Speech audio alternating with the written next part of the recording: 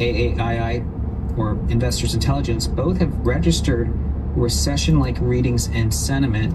And so it really creates the room for positive surprise. And that, again, I think like what you just said, if tariff headlines aren't as bearish, and if there's all this last-minute work on negotiating something, and yesterday there was a tweet about how into the night Hassett and Lutnick and Bessent were, working on a trade deal that got so little notice. I think it just tells me markets could be positively surprised.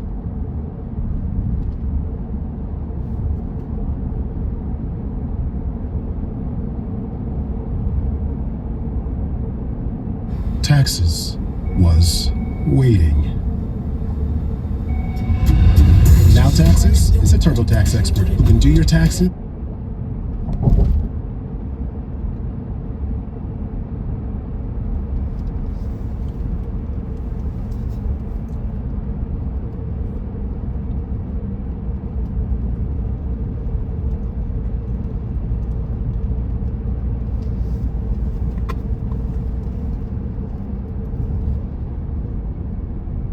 Welcome back. Tesla shares are on track for another down week, losing about 6% since Monday. That could extend its record losing streak to 9 straight weeks, dating right back to the inauguration. And that, plus protests at dealerships around the country, is even getting the White House's attention. Megan Casella has the latest from Washington. Megan? Kelly, that's right. Against that backdrop of the falling stock, officials across the Trump administration have really been working to support the company. And the latest and perhaps the clearest example came late last night when Commerce Secretary Howard Lutnick urged viewers in a television interview to buy Tesla stock. He said, if you want to learn something on this show tonight, buy Tesla, going on to say it was unbelievable how cheap the stock was and adding it will never be this cheap again. So really an extraordinary moment there of a cabinet official and one who spent decades on Wall Street recommending the stock of a company run by a fellow member of the administration. And it's not the first time we're seeing something like this. It was just last week. President Trump rode around in and then purchased a Tesla on the White House South Lawn to show his support for Elon Musk. And since then, as protests against Tesla and against Tesla owners have erupted across the country, other agencies are getting in on the aggressive approach. Attorney General Pam Bondi this week calling the protests nothing short of domestic terrorism. She's vowing severe consequences for anyone involved. And the newly installed FBI deputy director, that's Dan Bongino, he says the Bureau is actively working to investigate these incidents as well. So Kelly, it all amounts here to what has become really a whole of government approach to shore up Tesla as we've seen its stock fall so far this year.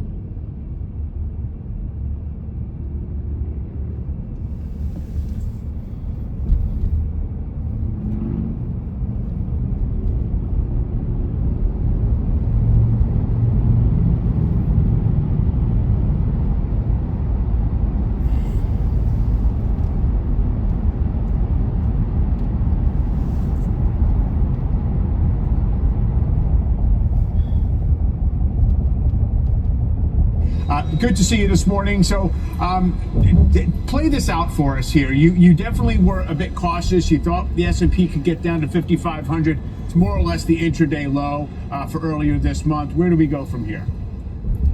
Yeah, we're having a relief rally, and there's a reflexive response to buy some of the big tech leaders. That's what investors are conditioned to do. So we are participating in that to about 5,850, perhaps as soon as next month. But after that, we're going to have a U-shaped inflation number this year. It's going to drop down the middle of the year to about 2.5. The Fed will feel good about that. That was their former goal, 2.5, before they went to 2.8. But if it rebounds in the second half, there won't be a second rate cut after mid-year, and the market could sell off a little bit on PE going down, even as EPS look okay. So that's the outlook, a trading range. And so in terms of the underlying economy, we've had this rolling kind of growth scare to varying degrees day by day. Where does that head from here? I mean, do you think that we're going to actually stall out, or is it just going to be muddled through? Well, the economy is very much yield sensitive. And so the spike in the 10-year yield with about a 3-month lag indicates that economic growth or economic data could soften in the short term. but yields have come back a little bit, so they could pick up by the late second into the third quarter on the economy. So we look at it as a trading range for the year. It's not a recession, which would necessitate 20+% declines for the S&P 500 index, for example. It's more of a slowdown, and because you never know going into a slowdown if it's going to be a recession, the first reaction is always to have a 10% correction or so, and that's what we just got. The quality and I guess value and defensive, more specifically, parts of this market that you lean toward that did provide some shelter during this correction, you know, I suppose they can continue to work, but if it's not joined by the mega cap growth segment, which sometimes acts defensively, it's pretty tough for the overall index to make a lot of progress, isn't it? Right. And so when you have this yield relief that we just saw, and if you do see, as I said, one rate cut, but that's it for the year, and it ends up being in the middle of the year when inflation is at its low, then your growth stocks should participate as well. So investors have to keep one foot in each side of the pond, right? So they have to be exposed to what's hot, and they have to be thinking about what the risks are later in the year, because we have been saying, and I said here on this show, I think Sarah and I had an interview 3 months ago, that mild stagflation was the risk in 2025. Right. I was going to ask about stagflation because I brought it up in light of the Fed meeting. What is that? First of all, do you think that is an overused word? Is it underused? Do investors need to have some sort of playbook for if that actually materializes? Well, a few press conferences ago, Chairman Powell was asked about that. And, you know, he's 6 years older than me. So I was a teenager in the late 70s and he was in his early 20s. So he felt it a little more, but this is not the late 70s. It's just that you have sticky, U-shaped ending the year closer to that high twos inflation at the core PCE level. At the same time, you have a softening economy, some would say a maturing economy, and that is a mild form of stagflation. So the idea that, you know, we have the lagged effect of higher yields working through the economy in the form of a bit of deceleration at this point, how does the sort of suspense about the tariffs and then the potential for high and widespread tariffs play into the growth side and I guess the inflation as well? I mean, Powell was pretty upfront about saying a lot of their inflation projections, at least, are incorporating some best guess about tariff effects. Yeah, I mean, we went into this year not buying into the Wall Street optimism regarding the administration. I mean, President Trump, his constraint is time. He's got the 26 midterms, the year-end expiration of the Tax Cut and Jobs Act, and the 2-term limit. So we said that he was going to break some eggs to make this populist omelet, and indeed he's moving fast. And Sarah's earlier point about April 2nd, I am concerned about that. Splashy headlines on that day. But the Fed's constraint is inflation. We don't think in the middle of the year it'll be too much of a problem, and unemployment and labor look pretty healthy to us.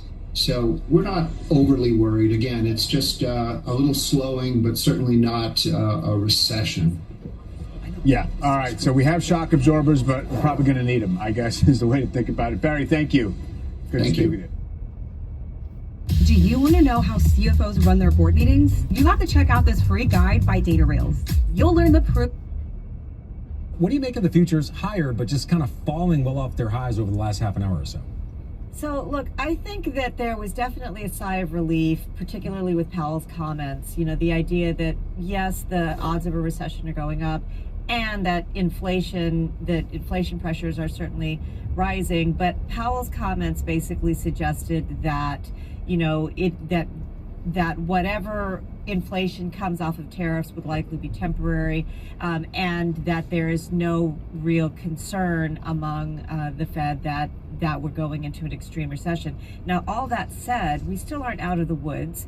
If you look at S&P multiples, I think that they've gotten very reasonable. If you take out the Mag 7, which are really being driven by a whole set of, secular stories that Welcome back. President Trump held a closed-door White House meeting yesterday with 15 oil executives. While there was no talk of tariffs, they did speak of furthering innovation, artificial intelligence, and what the energy sector needs. The White House says this. Today, President Trump met with leading oil executives who are eager to unleash American energy after 4 years of Biden's radical climate regulations. President Trump reaffirmed his commitment to restore America's energy dominance and drill, baby, drill. The Trump administration approved the Venture Global CP2 plan, and that is a plan to export natural gas from Louisiana. Energy Secretary Chris Wright said that cutting red tape like this will allow the U.S. to meet growing energy demands for decades. Joining me now is American Petroleum Institute President and CEO Mike Summers. Mike, great to see you. Thanks so much for being here. You were in that meeting at the White House. Can you tell us what was discussed? Well, this was really a meeting that was 4 years in the making. Under the Biden administration, the oil and gas industry was not welcome in the White House. And finally, we have a president who's focused on energy dominance. And in the meeting yesterday, what the president said was that we're going to have an opportunity to finally open up some of these federal lands and federal waters that were restricted by the Biden administration. He's going to be fast on getting permits for those LNG terminals and really focus on making sure that the United States has the energy that it needs to power the future. Particularly as we see AI coming online, we're going to need a lot more energy, and that means a lot more oil and natural gas. Yeah, so I mean, how long do these projects take? Because I know these are long-term investments, and what I keep asking our lawmakers and other guests is, what is it going to take to get Congress involved to codify some of these executive orders that President Trump has put in place? These executive orders unleash energy dominance, but don't you need Congress to codify these into law to ensure that these are permanent and are in place past President Trump's term? At the beginning of this administration, we put forward a 5-point energy roadmap. The good news is that the president has already fulfilled almost 60% of that roadmap with his day one executive orders and lifting the LNG pause. Now we need Congress to act to make sure that those are durable for the long term. So Congress, it's your turn. It's your turn to unleash American energy dominance, and I think that we can get drilling going very quickly if they act fast. So the White House now says that President Trump is moving past the rare earth minerals deal with Ukraine, and that he's focusing on the country's electrical supply and nuclear power plants. Trump brought this up during a phone call with Zelensky yesterday. Here's the White House Press Secretary Caroline Leavitt. Watch. He said that the United States could be very helpful in running those plants with its electricity and utility expertise. American ownership of those plants would be the best protection for that infrastructure and support for Ukrainian energy infrastructure. Mike, how do you see that playing out? Well, the United States is blessed with the greatest engineers, the greatest technicians in the world. And of course, just like we have with American LNG, we want to share that expertise throughout the world. This is a good news story for America. It shows that America is back open for business. And we're going to be focused on making sure that we're not only just producing oil and gas here, but we're also sharing that expertise with our allies all over the globe. You know, we've been talking about the White House's America First investment policy since it was released back in February. And President Trump issued this memorandum partly to limit China's access to U.S. markets as part of his America First investment policy. The president called out China's control of coal, for example, authorizing the immediate production of coal, beautiful, clean coal, he called it. Mike, how do you see the coal part of this story playing out? Well, just last year, the world used more oil, more natural gas, and more coal than it has ever in its history. Wow. What that means is that we're not part of some magical energy transition. The truth of the matter is we're going to need all of these sources for energy of the future. America needs more energy because we have to fuel that AI revolution that is happening. Yeah. If we don't power that future, we are not going to win the race with China on AI. Yeah, I mean, so you're we're right. going to need all of it. We're going to need oil, we're going to need gas, and we're going to need coal. Yeah, Tiana, your thoughts? The number of oil and gas rigs in operation increased by over 100 from the time Trump won the election through the end of February. And we saw that have this downstream effect on inflation because of those lowering gasoline prices. How much of a threat, as the president makes cost of living his #1 goal to deliver to the American people, how much of a threat is future movement from OPEC Plus and potential blowback from the tariffs when it comes specifically to bringing down these energy and gas prices? Well, the truth of the matter is that the oil and gas industry is an industry that has benefited from free trade policies, particularly with Canada. So how the process works is that we import Canadian crude at a 20% discount, and then we refine it in American refineries and then sell it to American consumers who benefit from that incredible discount. So this is a free trade process that has worked very well for American consumers and will continue to. We want to make sure that we can continue to produce here in the United States. We refine it here in the United States in the most sophisticated refinery kit in the world, and that's something that I think President Trump understands. He understood it from day one when they lowered that headline tariff from 25% to 10% for Canadian crude, and we're going to continue to work with them on this important priority. All right, Mike, great to have you this morning. Thanks so much. File with confidence at freetaxusa.com. Let's face it, doing taxes can be intimidating. You don't want to make a mistake or miss out on the biggest refund possible. Free Tax USA takes the guesswork out of filing. We triple-check the information you input to help catch mistakes before you file. We guarantee that our calculations are 100% accurate and that you'll get your maximum refund. If you get stuck, we have experienced support agents ready to help. This year, file with confidence at freetaxusa.com.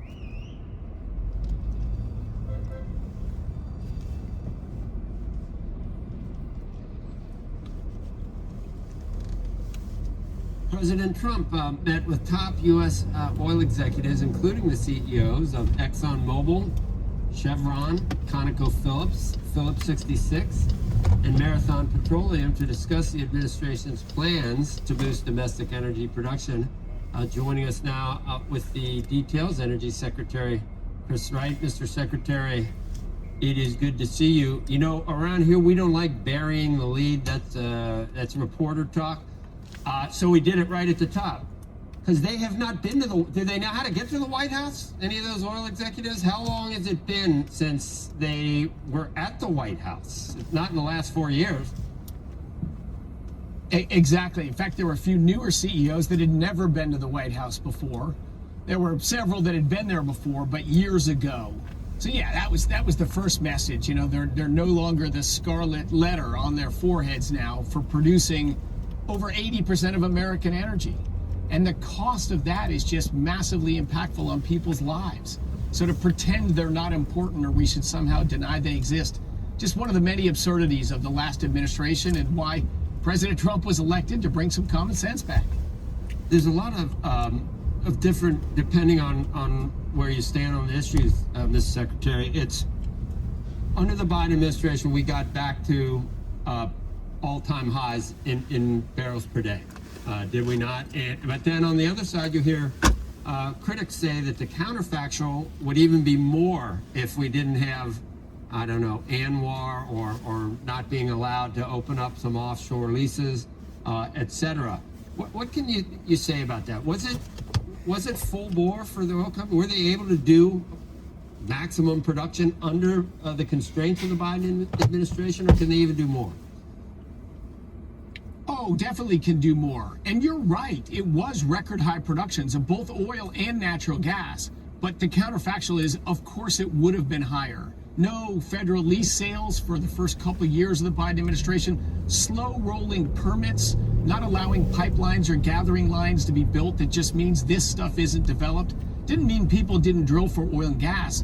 But one of the points I made in my testimony to Congress a year ago was if you put barriers and at the margin you reduce the production of oil and gas, even when it's at a high level, if you reduce it by only a little bit and you do nothing to change demand, you're just guaranteed to get higher prices. And that, we saw 4 years of that. Higher oil, higher natural gas prices than we should have had. Not high, but higher than we should have had.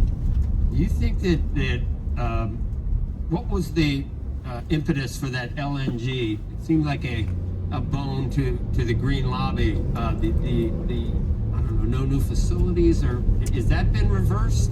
And can you talk about LNG is one of our greatest strengths in the United States for exports and for our own domestic energy use and everything else.